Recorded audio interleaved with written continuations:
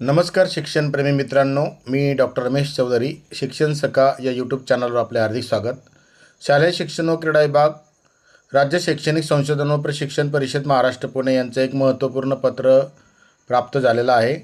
पत्राचा विषय आहे की समग्र शिक्षा प्रकल्पांतर्गत सन 2025-26 या शैक्षणिक वर्षात नियतकालिक मूल्यांकन चाचणी म्हणजेच पॅट चाचणीमधील इयत्ता 2री ते 8वी करिता संकलित मूल्यमापन चाचणी 2 पॅट 3 आयोजनाबाबत त्यासाठी संदर्भ आहेत.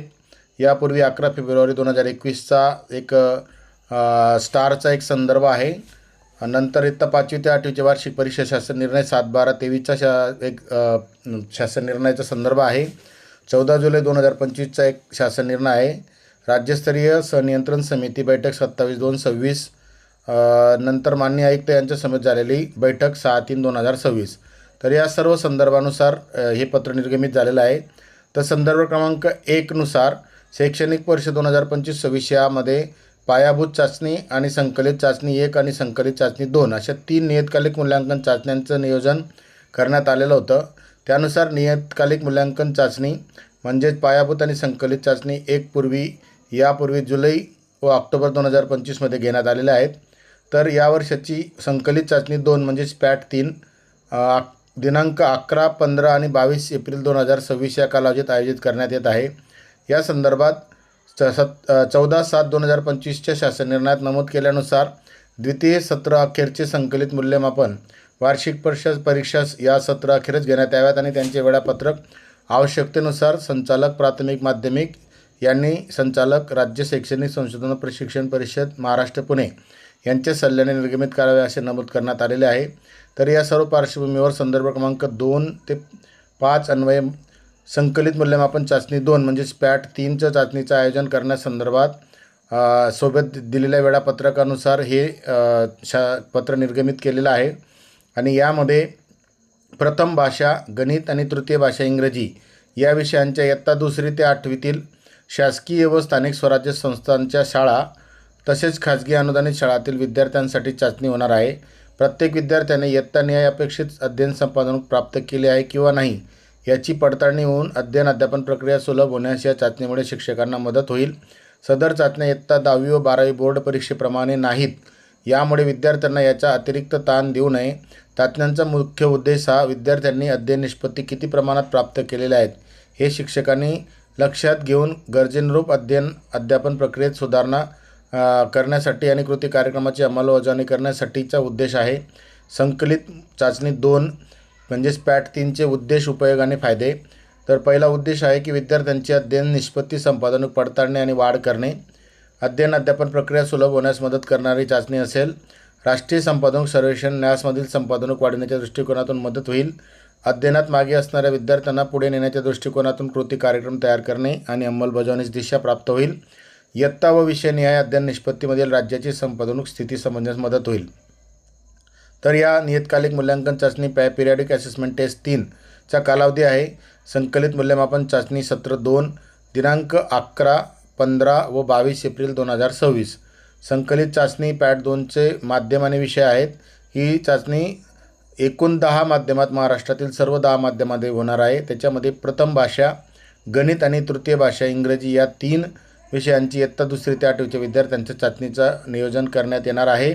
तर या चाचणीचा अभ्यासक्रम हा इयत्तानिहाय द्वितीय सत्रात अभ्यासक्रम आणि अध्ययन निष्पत्ती याच्यावर असेल. तर प्रथम भाषा सर्व माध्यमांसाठी इयत्ता 2री, 3री, 4थी, 5वी, 6वी आणि 7वी, 8वी असे प्रत्येक वर्गाचे 11/4/2026चे वेळापत्रक आहे. प्रत्येकासाठीचा लागणारा आवश्यक वेळ, कालावधी आणि गुण हे सुद्धा याच्यात सविस्तर दिलेले आहेत.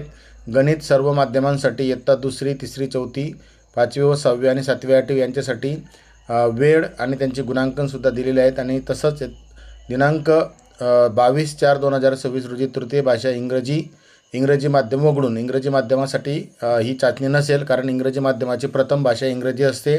म्हणून उर्वरित 9 माध्यमांसाठी ही तृतीय भाषा इंग्रजी तिसरी भाषा म्हणून ही चाचणी दिनांक 22 एप्रिल 2026 रोजी होईल 2री ते 8वीसाठी आणि त्यांचा वेळ पण या ठिकाणी दिलेला आहे. तर उपरोक्त वेळापत्रकानुसार सर्व माध्यमाच्या व्यवस्थापनाच्या शाळांमध्ये या चाचणीचे आयोजन करण्यात यावं. इयत्ता 2री ते 8वीच्या चाचण्यांसाठी काही महत्त्वपूर्ण सूचना पण दिलेल्या आहेत की ही मूल्यमापन चाचणीचं आयोजन या शैक्षणिक वर्षामध्ये ती संकलित मूल्यमापन म्हणून असेल. भाषा, गणित आणि तृतीय भाषा यासाठी प्रस्तुत कार्यालयाकडून पुरवण्यात आलेल्या चाचणी पत्रिकांचाच वापर करून संकलित चाचणी 2 घेण्यात यावी. म्हणजे याचे प्रश्नपत्रिका आणि उत्तरपत्रिका एकत्रितरित्या जी प्रश्नपत्रिका असते ती आपल्याला मिळणार आहे. विषय चाचणी पत्रिका तयार करून संकलित 2 चाचणीसुद्धा आपल्याला इतर विषयांसाठी घेण्याबाबत याच्यात निर्देश दिलेले आहेत.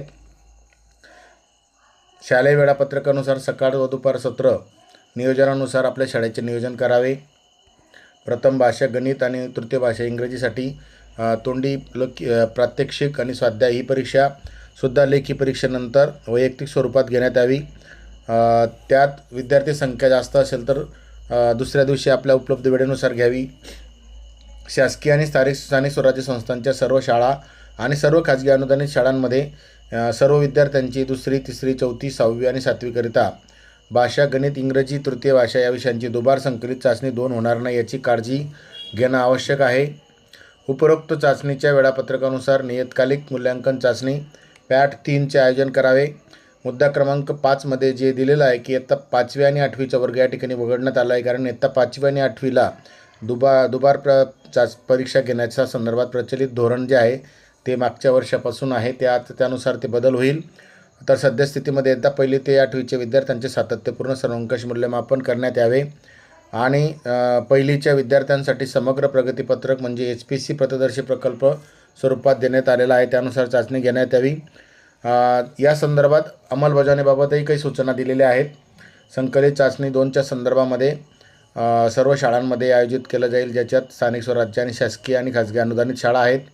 नंतर विद्यार्थीनिहाय आपल्याला ज्या पुरवण्यात येणाऱ्या चाचणी पत्रिका आहेत त्याच्यामध्येच आपल्याला या चाचण्या घ्यायच्या आहेत.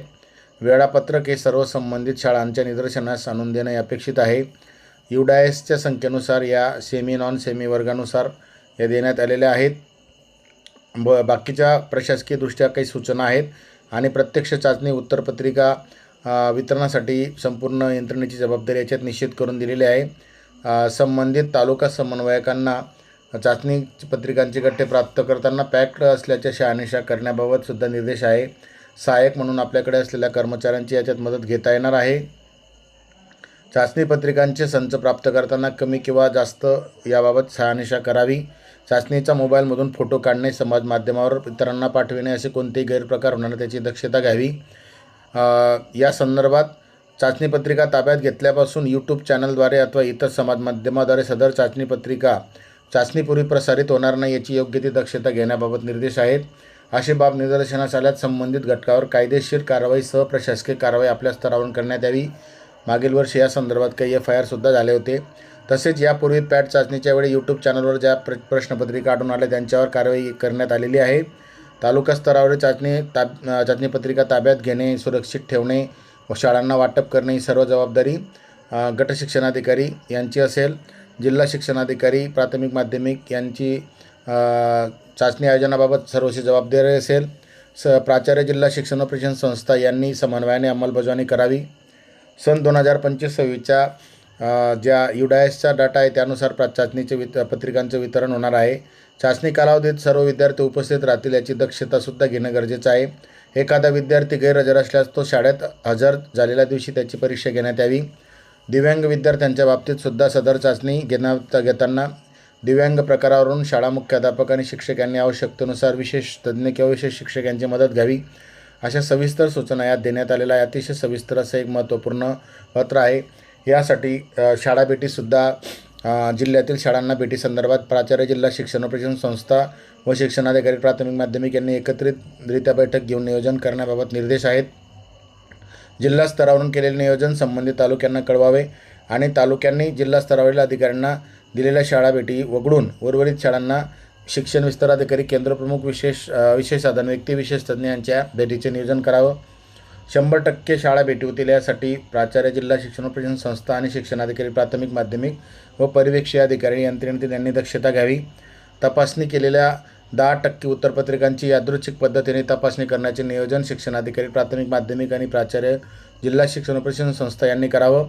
तर अशा नियोजनानुसार ही चाचणी होईल आणि नंतर चाचणीचे गुण विद्या समीक्षा केंद्र म्हणजे VSKच्या माध्यमातून नोंदवण्याबाबत सुद्धा सूचना सविस्तर देण्यात येणार आहेत. असंही महत्त्वपूर्ण माननीय संचालक राज्य शैक्षणिक संशोधन प्रशिक्षण परिषद महाराष्ट्र पुणे यांचं 9 मार्च 2026 हे पत्र आहे. आपण या पत्रानुसार सर्वांनी निश्चित कार्यवाही करा.